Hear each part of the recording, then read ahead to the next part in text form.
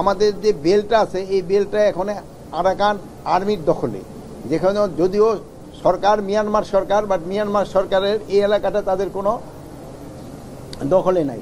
এই জন্য এই কোস্টগার্ড বিজিবি তাদের কাজ করতে অনেক সময় অনেক সমস্যা হচ্ছে, কিন্তু তারা খুব সফলতার সাথে কিন্তু তাদের দায়িত্বটা পালন করতেছে। এই জন্য আমাদের ওই বর্ডার আমাদের সম্পূর্ণ নিয়ন্ত্রণে আছে, এখানে কোনো ধরনের সমস্যা আমাদের নেই।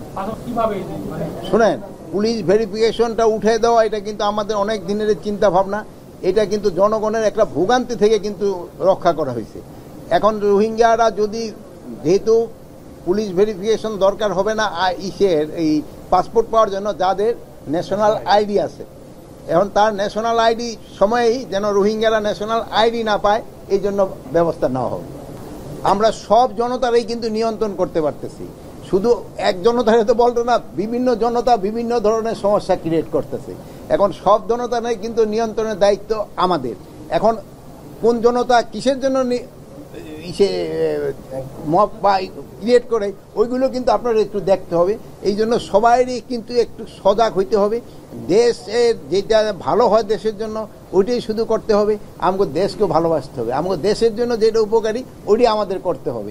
আমাদের নিজস্ব ব্যক্তিগত লাভের থেকে আমাদের দেশের লাভটা বেশি দেখতে হবে। কিন্তু আপনারা এইটার ক্ষেত্রে আরেকটা বেশি সম্বন্ধে লাগবেন যে দুর্নীতি। আমাকে দুর্নীতি হলো সব জায়গায় আমাকে গ্রাস করে নিছে। এই দুর্নীতিটা আমাদের কিভাবে কমানো যায়?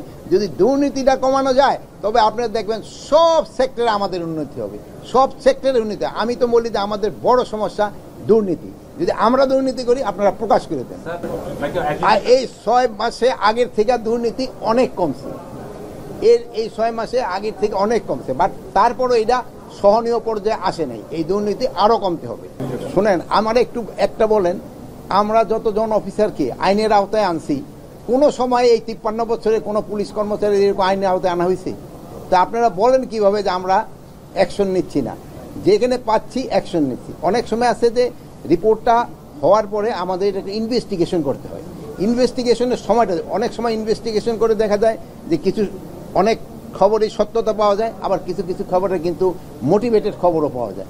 এই জন্য যেইগুলির ক্ষেত্রে সত্যতা পাওয়া যায় ওইগুলির ক্ষেত্রে আমরা অ্যাকশন নেই, এবং এই অ্যাকশন কিন্তু নেওয়া জারি থাকবে। যেমন আজকে আমি একটা সংবাদ দেখলাম যে যুগান্তরে উঠছে, আমরা এটা সাথে সাথে আমি বলছি এটা আগে ইনভেস্টিগেশন করো, যদি এর সত্যতা পাওয়া যায় আমরা অবশ্যই তার ক্ষেত্রে অ্যাকশন নিব।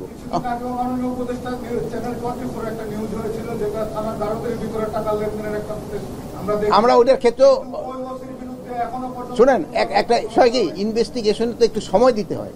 এখন বলার সাথে সাথে তো আপনি পারবেন না।